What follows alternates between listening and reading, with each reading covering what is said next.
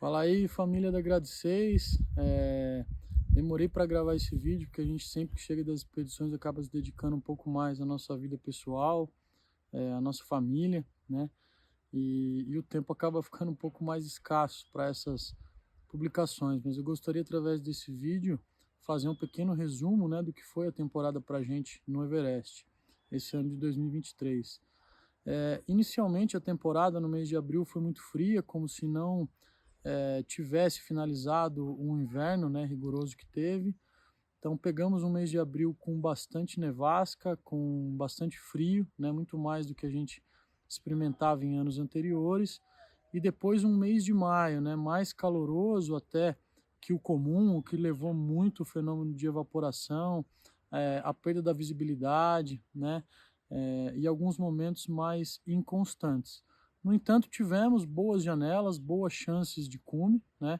Inclusive a data escolhida por nós era uma data boa, não podemos dizer que foi um dia perfeito, mas foi um dia ok para se chegar no cume, né? A gente teria condições aí climáticas realmente de atingir o cume. Tomamos a decisão de descer por uma questão de segurança e qualidade da nossa operação, e acredito muito que essa decisão foi assertiva, né? Foi uma decisão que mostrou a parceria que a gente tinha e o estilo de expedição que nós fazemos, que preza principalmente pela qualidade e pela segurança da experiência das pessoas que viajam conosco, né? Então, resumindo, na minha opinião, foi um ano em que tivemos uma expedição de grande sucesso. A nossa operação mostrou-se redonda, né, no aspecto logístico, de alimentação, de equipe, naquilo que a gente poderia fazer. Evidentemente, alguns ajustes foram observados e já estamos fazendo para o próximo ano, coisa que a gente faz anualmente. E outros dois aspectos que eu queria comentar aqui, né, são dois aspectos meio polêmicos que todo ano que eu vou para lá acabam vindo à tona, né? O primeiro é o tráfego de gente, quantidade de gente que está indo para o Everest, e o que isso pode acarretar no fator segurança, né? Então acho que tem evidentemente aumentado a quantidade de montanhistas que vão para o Everest, mas também proporcionalmente tem aumentado a qualidade dos equipamentos, a qualidade das operações, as informações e a comunicação entre as equipes, o que facilita para que esse trânsito ele não seja mais um grande problema. Então, o que aconteceu, por exemplo, em 2019, com uma foto clássica, né, que acabou viralizando aí pela internet, ele não é um fato que ocorre todos os anos, né? Ele foi um fato isolado, tá? Embora hoje a gente tenha mais expedicionários participando de expedições do Everest, como eu comentei, as formas de controle desse trânsito elas são muito mais eficientes do que eram antigamente. Então, a gente não pode considerar esse fato isolado uma verdade absoluta, na minha opinião, né? E é evidente que se a gente tem o interesse de ir para o Everest, outras pessoas também têm. É muito complicado dizer até que ponto a gente vai bloquear ou não essa pessoa aí.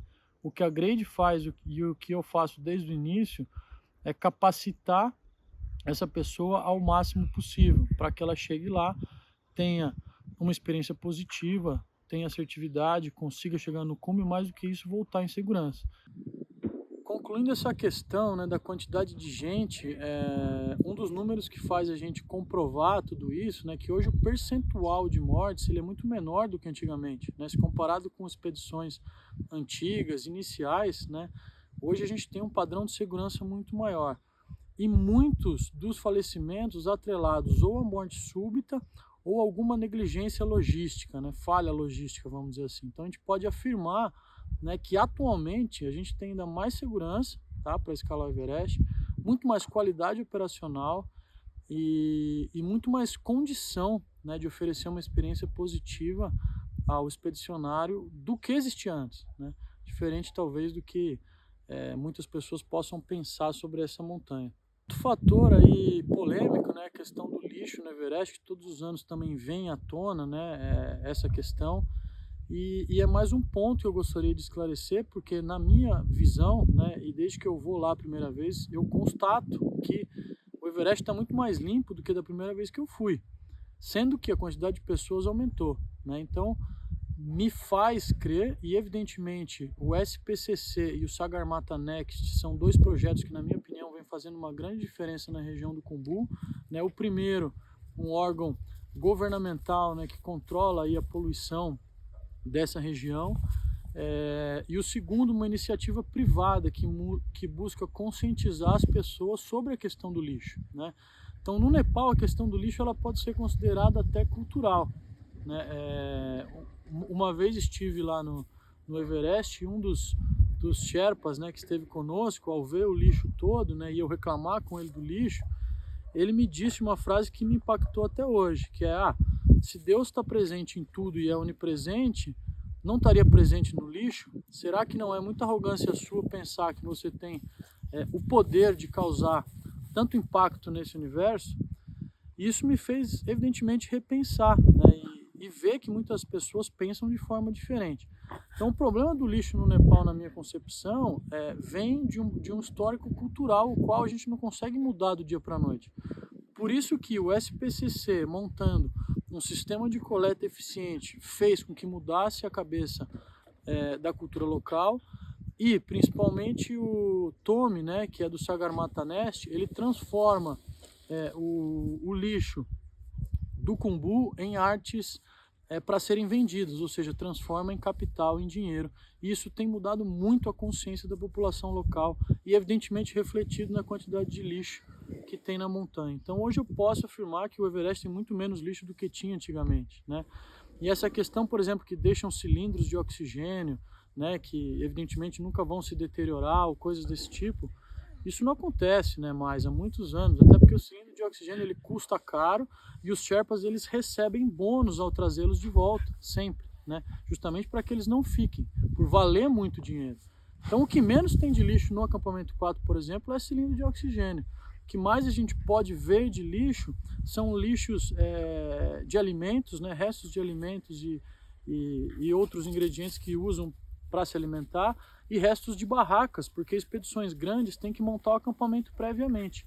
E o Colo Sul é um ambiente que não permite você manter uma barraca lá por muito tempo. Nós, por exemplo, mantemos barraca lá só quando a gente vai para Takeukume.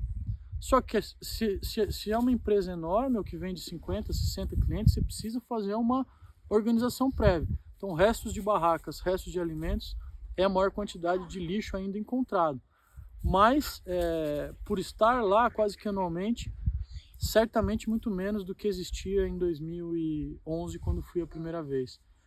Então a gente tem que, acho que, valorizar essas iniciativas, né? No caso do lixo, buscar muito mais a conscientização, ao invés de simplesmente, eu vou levar o meu próprio lixo embora, né? Acho que vai muito além disso. A cultura lá precisa que a gente os eduque em relação a isso. E esses dois projetos, para mim, têm sido essenciais nessa alteração de cultura.